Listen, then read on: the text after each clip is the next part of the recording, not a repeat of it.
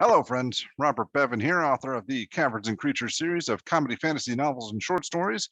With me is Sam West, and today we'll be talking about the spell Warding Wind. All right. A little bit late at the punch, but we got there. Yeah. So, I really want to be deaf. What can I do? I keep hearing the sounds and voices. How do I drown them out? All right. What does Warding Wind do aside from make you deaf? Okay, so Warding Wind is a second level spell with concentration, 10 minutes.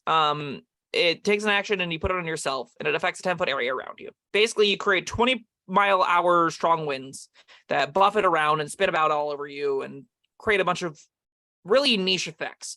So a bunch of things happen. In fact, 5 things happen. It deafens you and other creatures in the area, as Bob prefaced. It extinguishes unprotected flames in the area that are torch-sized or smaller. We'll get back there. It hedges out vapor, gas, and fog that can be dispersed by strong wind. The area is difficult terrain, but it's 10 feet. So, and finally, this is a very important line of text. Attack rolls. The attack rolls of ranged weapon attacks have disadvantage if it passes in or out of the wind. These all independently, like even the disadvantage on ranged attack rolls for a second level slot, I'm like, I don't know.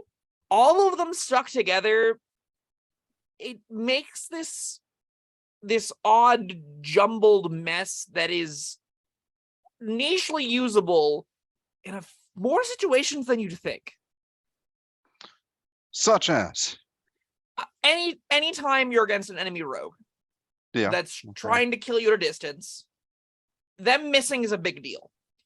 Anytime you're trying to snuff out the lights, sure, this does that. This makes darkness around you, conceivably in some areas with torches. Anytime someone casts a cloud killer fog cloud that you would like to go away, Warding Wind gets rid of it. Anytime you are exactly or if you are exactly 30 feet away from something, this makes it so that they have a very difficult time getting exactly within 5 feet of you, because you can get into situations where if they need 5 feet to get within 5 feet of you, they can't spend it to go into the wind. So it gives you this weird little buffer that is very nichely usable against specific creatures that are at specific ranges that need to engage in melee, which makes this weird, like, it is actually kind of useful against specific enemies at the beginning of a fight that are trying to run at you, but not all of them. Or shoot at you. And shoot at you, right? Enemies that are trying to shoot at you also have that problem. Now, that has a downside of it also affects things behind you that you want to have shoot out. They have to scoot around, but you can just move back and forth, right? Like, you can use this as a form of ranged cover for the most part without that many, like, problems. And the last line text, like, it deafening you, shuts off siren charms. So that's a lot of music. There are a surprising number of spells that will say, like, creature that can hear you. Vicious Mockery is turned off by this. There are spells that exist that care about creatures that are able to hear you. Thunder damage based stuff cares about that. Like we were talking about in blindness, deafness is often about as much an upside as it is downside, and this takes that, the kind of hypothetical, would you ever cast deafness on yourself, and this says this is when you would. If you would do it, you can use Warding Wind instead. I don't know, the gases and vapors stuff though, that I mean, if somebody casts a fog cloud or a cloud kill on you, fine. But if they cast it on your party member who's 20 feet away, then for this to be worth it, you got to run over there. I don't know. This one doesn't thrill me.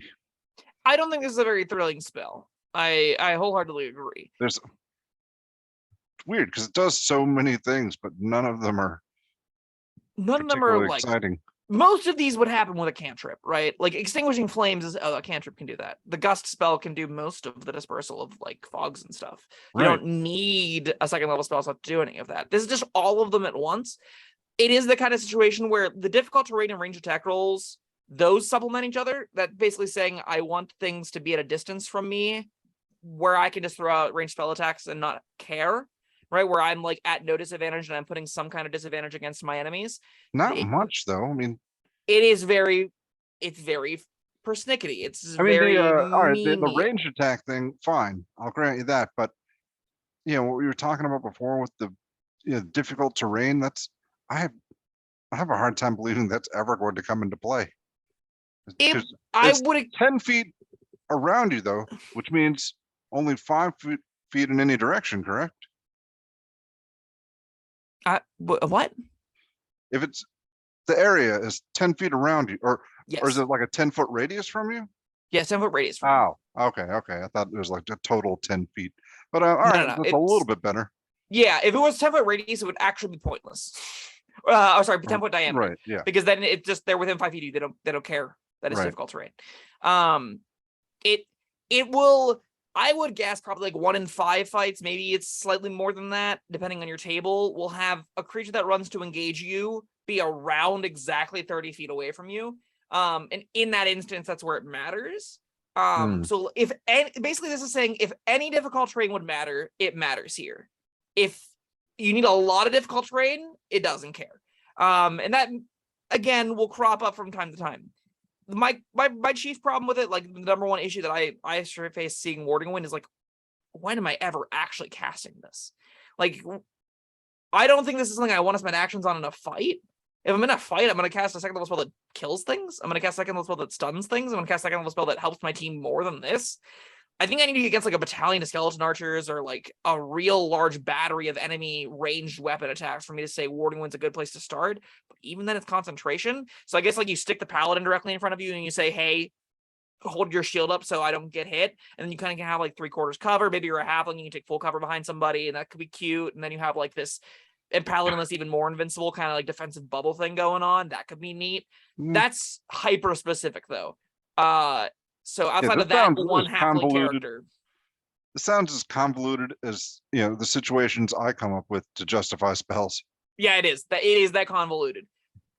I would expect a character that has this on their sheet to find it useful more frequently than either of us would really expect. I think that there any number of these times you'll be like, oh, I really wish I had something that could do this once in a while. This spell fills in a bunch of once in a whiles. The reality though is no one wants that spell on their sheet because you're not. I don't think you take a spell specifically to deal with gases. I don't think you take like a spell specifically to make charging things barely miss you, right? Like you're taking Sleet Storm or Entanglement or Entangle or some other difficult terrain creation thing if you want to make difficult terrain, right? You're taking a gust of wind if you want to create a strong gust of wind. You're taking even like Wind Wall if your goal is to diffuse ranged weapon attacks, or even Shield and Mage Armor if it's in the same bucket of I don't want to get hit. That's where you would take instead of Warding Wind. Doing all of them together, while I think has merit, it makes the spell castable, doesn't make it something a spell people want. And I think that ultimately is like, this is a weird spell where it's like, it's fine. No one's going to cast it. Yeah, can't argue with that. Did you say you had something more to say about the unprotected flames or something? Oh, like I mentioned it briefly earlier, like knocking out lights can give you darkness and give you full cover from things sometimes. It's not particularly notable, but there will be some dungeons against some creatures that'll be like, I can't see in the dark. In our own dungeons, we have torches everywhere and you'd be like, they're gone now. And that is but yeah, something. I mean, there, like I said before, there are cantrips that do that. But those cantrips don't also do all these other cantrip effects typically, and that's where you're like, a bucket of water does that. This is kind of like if you look at cantrips like a streaming service, you're getting a really expensive one, but it gives you all of the cantrips bucketed together, right? You're like, I got HBO Go, I got Amazon Prime, I got Hulu, all of those get bucketed in here, and you're spending more than the $15 a month for any of them. You're spending like $60, but you get them all. Is that good? Not really. I guess it's fine.